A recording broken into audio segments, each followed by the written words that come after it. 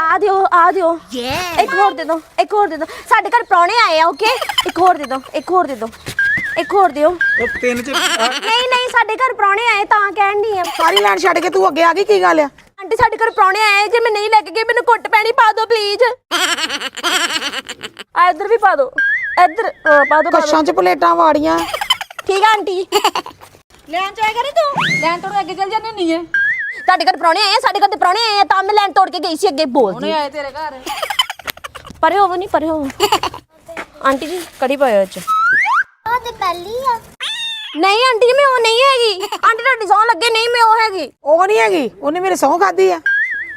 ਸਾਨੂੰ ਪਤਾ ਤੂੰ ਉਹੀ ਹੈ ਤੁਹਾਨੂੰ ਪਤਾ ਨਾ ਆਂਟੀ ਨੂੰ ਤਾਂ ਪਤਾ ਲੱਗਣਾ ਸਾਡੇ ਘਰ ਪ੍ਰਾਹੁਣੇ ਆਏ ਆ